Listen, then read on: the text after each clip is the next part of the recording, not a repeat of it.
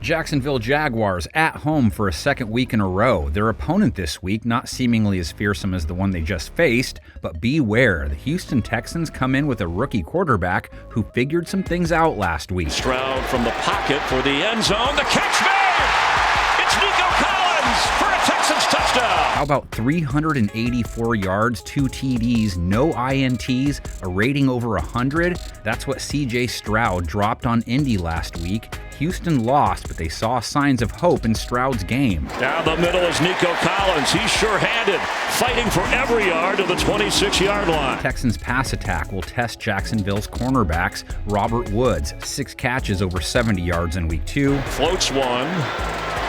He held on! Robert Woods inside the 20. Tank Dell, 7 catches over 70 yards and a score. And open again. Completion into the end zone. Tank Dell has the Texans touchdown. And the leader of the band, Houston's top wideout, Nico Collins, 7 catches over 140 yards and a TD. Steps into the throw and leaping is Nico Collins. It's a more formidable trio than what Jacksonville just faced. Not as formidable of a QB. Stroud faces a Jacksonville secondary that most recently gave up over 300 yards, 2 touchdowns, and a rating close to 100 to Patrick Mahomes. Mahomes swings it for the touchdown.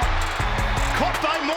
The Jaguars have to think they can get to Stroud more often than they got to Mahomes, only 1 sack on 42 dropbacks. Stroud sacked 6 times last week, faced pressure over 40% of his dropbacks, sacked 5 times the week before.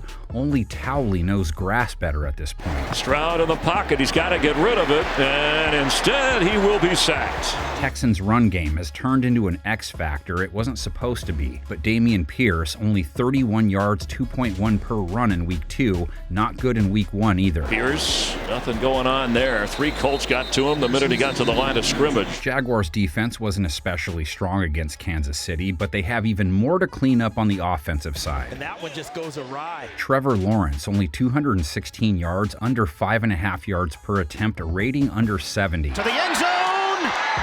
It's caught, but Calvin Ridley was out. I'm sure the Jaguars receivers practiced plenty of toe drag swag this week. Lawrence takes on a Texans defense that was missing both starting safeties last week, track the status of Jimmy Ward and Jalen Petrie. Without them, struggles, especially against Uncle Rico. They let Minshew go mania, 19 for 23, a touchdown and a rating over 100. Minshew, the quick snap, throws, the catch made. Did he reach across in time?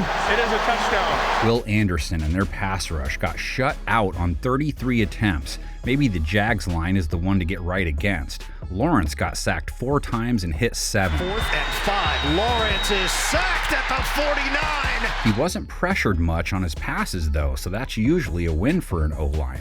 Jags pass catchers, no consistency through 2 weeks. Christian Kirk was a ghost in week 1, then goes for 11 catches and 110 yards in week 2. Sometimes you don't realize he's a 200-pounder who has strength in his lower body and good leg drive. Calvin Ridley and Zay Jones, 32 yards combined. Lawrence going for a long ball.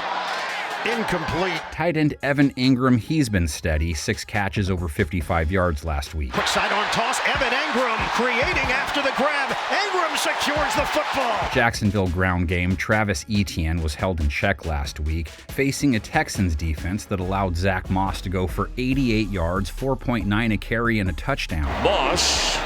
Zach Moss, first down, Zach Moss, touchdown. Along with their safeties, Texans were also without left tackle Laramie Tunsil last week.